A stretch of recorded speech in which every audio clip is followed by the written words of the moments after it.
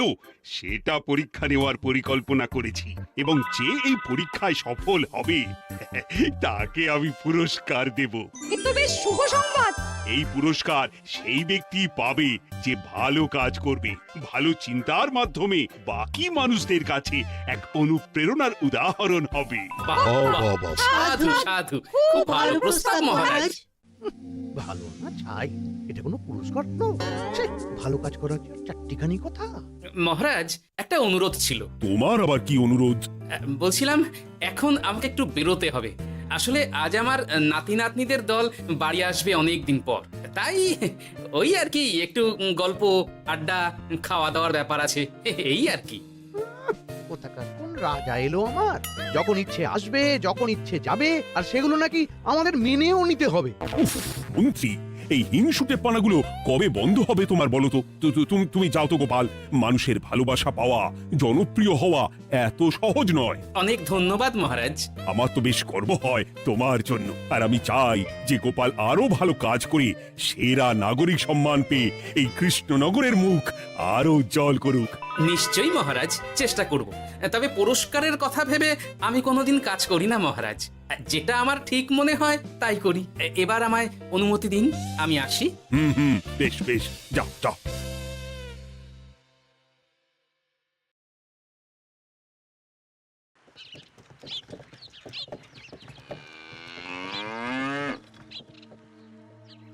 সেরা নাগরিক সম্মান সেটাও নাকি পাবে ওই গোপাল। বাবা, মহারাজের কি আদিক্ষেতা গোপালের প্রতি, দেখেও গা জ্বলে যায়। ও কি একাই আছে নাকি যে বেশি জনপ্রিয়?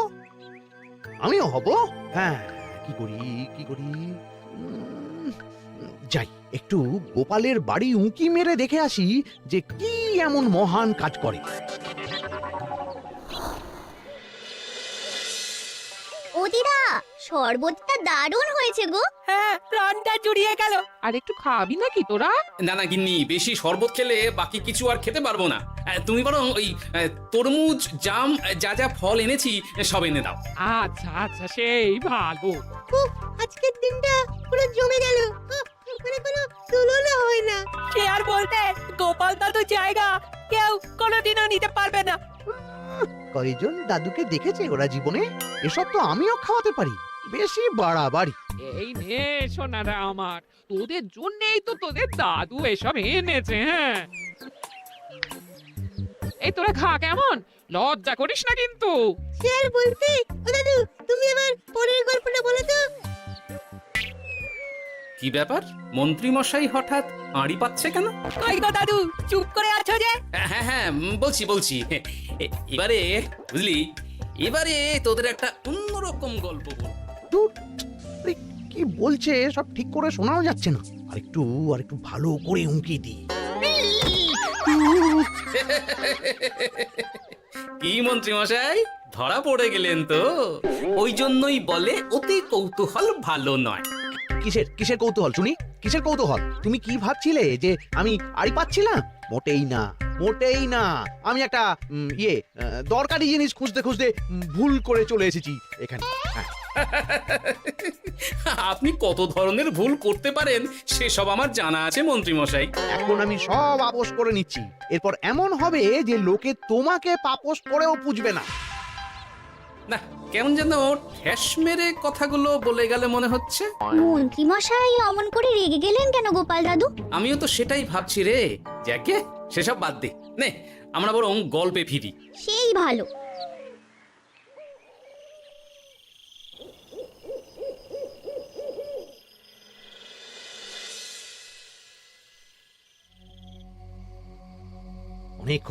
অনেক হয়েছে গোপালের গুণগান। এবার থেকে আমিও এমন কিছু করব যাতে আমি গোপালের থেকেও বেশি জনপ্রিয় হই। কিন্তু তার জন্য গোপালের কাজকর্মের ওপর একটু নজর রাখতে হবে।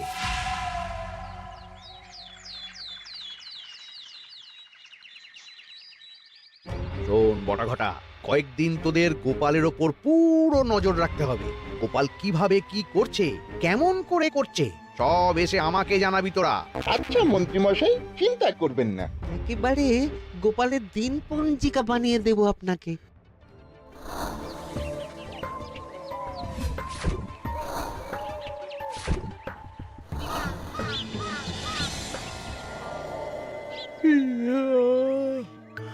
ওহ, দুপুরের ঘুমটাও একটু ঠিক করে ঘুমোতে দিবি না রে তোরা? কি হয়েছে বল। আগে মন্ত্রী মশাই আপনিই তো বলেছিলেন। ঠিক আছে ওহো, বল কি হয়েছে। দেখে যা বুঝলাম গোপাল বড় উদার, পরোপকারীও। সে কাউকে ঠকায় না, আর নিজেও ঠকে না। হ্যাঁ, সবাই তাকে খুব ভালোবাসে। হয়েছে বুঝেছি। এবার থাম তো। গোপাল পরোপকারী? হাহ, এতদিন ও ছিল, কিন্তু এবার আমার পালা।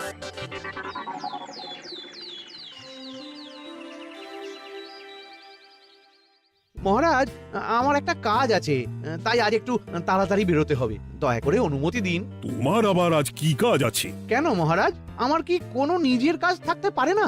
আপনার যদি আমার উপর কোনো সন্দেহ থাকে, তাহলে আপনি নজর রাখতে পারেন।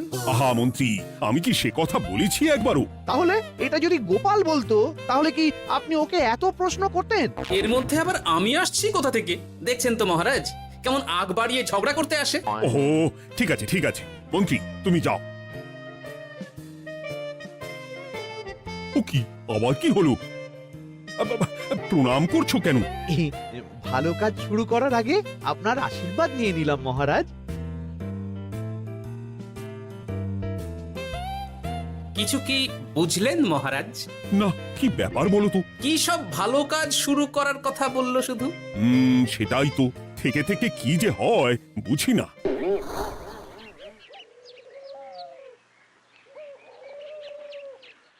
তা বলেছিলাম, সব মনে আছে তো? আজ থেকে তোদের কাজ হলো শুধু আমার গুণগান করা, লোকের কাছে আমার কাজের প্রশংসা করা। আচ্ছা মন্ত্রী মশাই। আপনি যেমন বলেছেন ঠিক তেমনটাই হবে।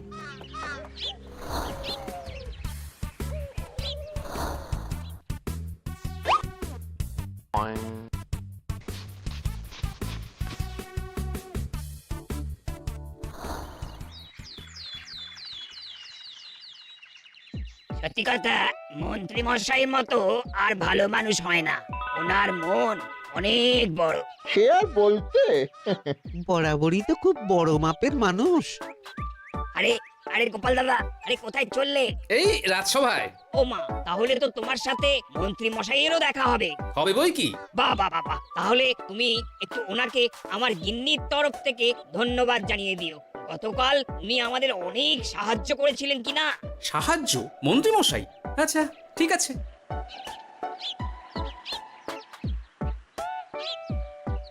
কিরে, কোথায় যাওয়া হচ্ছে সব? আজকাল তো তোদের দেখতেই পাওয়া যায় না। বাড়িতেও গল্প শুনতে আসিস না তোরা। কি করে যাবো বলো তো গোপাল দাদু, সময় হয় না তো। সে কি কথা? খুব চাপ চলছে নাকি? না না, সে কথা নয়। আসলে মন্ত্রী মশাইয়ের বাড়িতে একবার ঢুকলে খাওয়া দাওয়া গল্প খেলা সবকিছু সেরে বেরোতে বেরোতেই অনেক দেরি হয়ে যায়, তাই আর তোমার বাড়িতে যাওয়ার সময় হয় না। মন্ত্রী মশাইয়ের বাড়ি? ও, মন্ত্রী মশাই মনে হয় ভালোই সবার মনে জায়গা করে নিচ্ছে। যাকে ভালো কথা, সবার ভালো হলেই ভালো। তা মন্ত্রী, চারপাশ থেকে তো তোমার নামে বেশ ভালো ভালো কথাই শুনছি। খুব ভালো। এইভাবেই মানুষের পাশে থাকো সব সময়। এখন তো গোপালের থেকেও সবার মুখে তোমার নামই আগে আসে। বেশ হয়েছে, এটাই তো চাইছিলাম। গোপালকে ছাপিয়ে গেল মন্ত্রীর কাজ, সকলের মুখে তাই ওর নাম আজ। ওকে গোপাল, তুমি এত চুপচাপ কেন? সবাই এখন আমায় বেশি ভালোবাসে, এতে কি তোমার কোনো অসুবিধা হচ্ছে গোপাল? অসুবিধা? কি যে বলেন মন্ত্রী মশাই, এটা তো খুব ভালো কথা। তবে কি বলুন তো, মানুষ যত তাড়াতাড়ি মাথায় তোলে, কিছু হলে ঠিক তত তাড়াতাড়ি মাথা থেকে নামিয়ে দেয়। মানে কি বলতে চাইছো? না, তেমন কিছু না, ওই নিজের জায়গাটা ধরে রাখাটাই আসল। সত্যি কথা বলেছো গোপাল, এক দুদিনে রাতারাতি কিছু অর্জন করা যায় না। যাই হোক, সভা আজ এখানেই শেষ করলাম। না, এখন আর কারোরই আমাকে প্রয়োজন নেই মনে হয়। সবাই তো মন্ত্রী মশাইয়েরই জয়গান করছে, তবু যেন কেমন খটকা লাগছে আমার। দূর, এত ভেবে কাজ নেই। ভোলা ময়রার দোকান থেকে বরং কটা রসগোল্লা কিনে নিয়ে যাই। ওই গো, আমাকে গোটা 10 রসগোল্লা দাও তো। রসগোল্লা তো হবে না। কি হবে না? এই তো সামনে রাখা দেখতে পাচ্ছি। ওগুলো ওই মন্ত্রী মশাইয়ের জন্য রাখা আছে। ওগুলো ছাড়া তুমি অন্য কিছু বলো, আমি দিচ্ছি। না থাক, কিছু লাগবে না।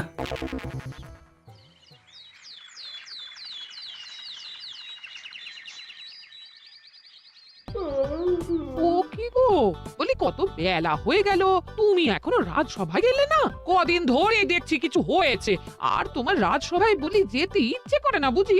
না না, সেরকম কোনো ব্যাপার নয় গিন্নি। আমি দেরি করে যাই কি তাড়াতাড়ি, কোনো কিছু তো আর কারো জন্য থেমে থাকে না। বলো গিন্নি, মন্ত্রী মশাই তো আছেন, তাহলেই চলবে। এ আবার কেমন কথা? কিছু না, আমি বেরোলাম।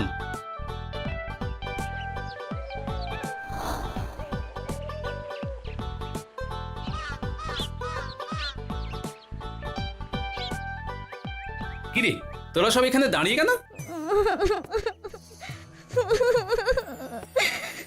আমরা সব পরীক্ষায় শূন্য পেয়েছি, তাই আমাদের শাস্তি দিয়েছে। আসলে আমরা এতদিন কোনো পড়াশোনা করিনি তো বাড়িতে, পুরো সময়টা শুধু ওই মন্ত্রী মশাইয়ের বাড়িতে মজা করে কাটিয়েছি, তাই এমন হয়েছে। তা নিজের ভুলটা যে বুঝতে পেরেছিস এটাই অনেক। এই কারণেই বলে নিজের কাজ নিজেকেই করতে হয়, বুঝলি? এরপর মন দিয়ে পড়াশোনা করবি, সব ঠিক হয়ে যাবে।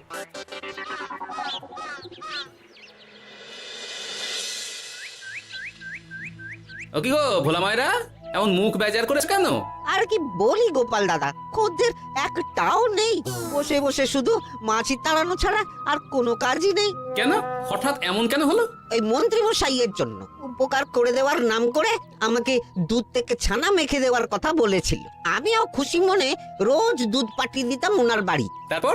আসলে ওই মিষ্টি বানানো তো আর চারটিখানি কথা নয়, আমার সুবিধাই হতো। হঠাৎ খদ্দেররা সব জানানো শুরু করলো মিষ্টির স্বাদ পাল্টে গেছে, মান কমে গেছে, আর শরীর খারাপ হচ্ছে, এই সব। না না না, এই তো খুব খারাপ ব্যাপার। তার জন্যই তো আমি ওই মন্ত্রী মশাইকে উপকার করতে বারণ করে দিলাম। কিন্তু খদ্দেররা তো এখন আর বিশেষ করে আসতে পারছেন না। এখন তুমি ভরসা, এখন তুমি আমায় উপকার করতে পারো। হ্যাঁ বলো না, কি করতে হবে? তোমাকে তো সবাই খুব মানে। তুমি যদি ওই মিষ্টি খেয়ে সবাইকে বলো যে আমার দোকানের মিষ্টি ভালো, তাহলেই একমাত্র ওই আমার আবার বিক্রি শুরু হবে। বেশ। শোনো শোনো, তোমাকে না একটা কথা বলার আছে। কি কথা? তুমি ভালো মানুষই করছো, তাতে তোমার লাভ, আমার কি লাভ আছে তাতে? মানে তোমার আবার কি চাই? সোনার গয়না, আমার একটা নতুন সোনার হার চাই। হ্যাঁ, না দিলে কিন্তু আমি চলে যাব। ওই দেখো, আচ্ছা ঠিক আছে ঠিক আছে, দেবো। ও মা, তাই? সত্যি তুমি খুব খুব ভালো। আমি তোমাকে যতটা কিপটে ভাবতাম, তুমি ততটাও কিপটে না।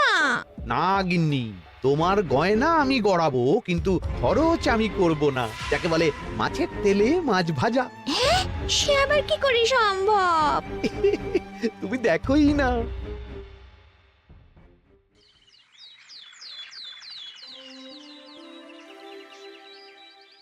মহারাজ, আপনার কাছে একটা অনুরোধ ছিল। হ্যাঁ বলো না। এই আগামী সপ্তাহে আমি সকলকে বিনামূল্যে বস্ত্র ও খাদ্য সামগ্রী বিতরণ করতে চাই, আর তার জন্য আমার ইচ্ছা যে আপনি সেখানে প্রধান অতিথি হয়ে আসুন। বাহ বাহ বাহ, এ তো ভারী উত্তম প্রস্তাব, নিশ্চয়ই যাব। অনেক ধন্যবাদ, এ তো আমার পরম সৌভাগ্য মহারাজ। কি খুশি তাহলে? এই আর একটা কথা, মানে বুঝতেই তো পারছেন অনেক খরচ, তাই অল্প পরিমাণ যদি মোহর, মানে আপনার যেটা ভালো মনে হয়। বুঝেছি বুঝেছি, আর বলতে হবে না।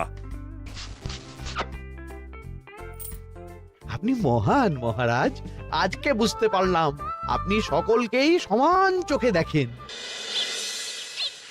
কি হয়েছে গো, তোমরা সকলে এখানে? বড় বিপদে পড়ে এসেছি গো দাদা। কি হয়েছে একটু খুলে বলো দেখি।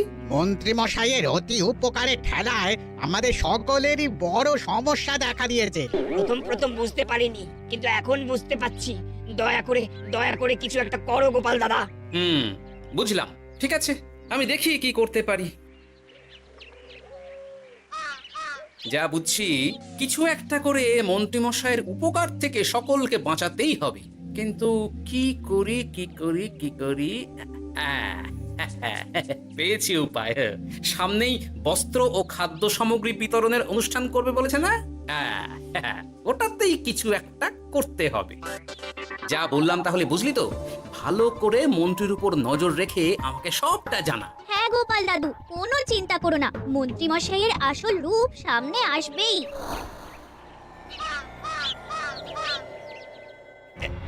এই নে আগাম কিছু মোহর। সামনের অনুষ্ঠানের জন্য সব থেকে খারাপ মানের কাপড় ও আনাজপাতির বায়না দিয়ে আসবি। বাকি যেটুকু দাম থাকে সেটা আমি অনুষ্ঠানের দিন দিয়ে দেবো। আচ্ছা মন্ত্রী মশাই। মন্ত্রী মশাইয়ের চালাকিটা একবার দেখলি? বিতরণের নাম করে সব খারাপ জিনিসগুলো বিতরণ করার তালে আছে। খুব ভালো কাজ করেছিস। এখন বরং তোরা যা, আমাকে একটু বেরোতে হবে বুঝলি। আচ্ছা দাদু। তুমি সত্যি বলছো গোপাল? এত বড় বিশ্বাসঘাতকতা! আমার থেকে মোহর নিয়ে, আমার হাত থেকে উপহার নিয়ে আমার প্রজাদেরই ঠকানো। এখনই তাহলে ওই মন্ত্রীকে ডেকে এনে শাস্তি দেওয়া হোক। না মহারাজ, মন্ত্রী মশাই যে শুধু আপনাকে ঠকিয়েছে তা নয়, মানুষের ভালোবাসারও দাম রাখেনি। সবকিছু সবার সামনে হোক। মন্ত্রী মশাইকে কি করে ফাঁদে ফেলতে হয় সে ব্যবস্থা আমি করে ফেলেছি মহারাজ।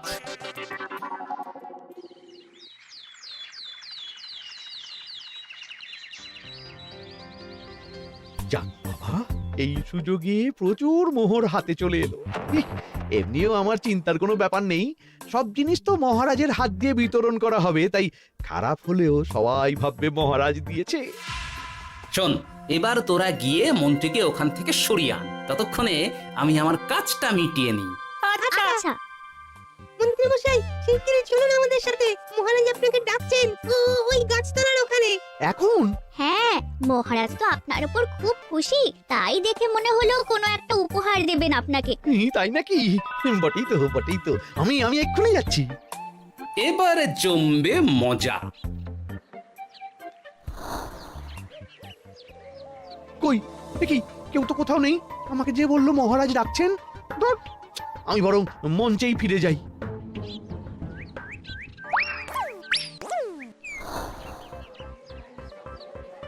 মন্ত্রী মশাই, আমরা চলে এসেছি।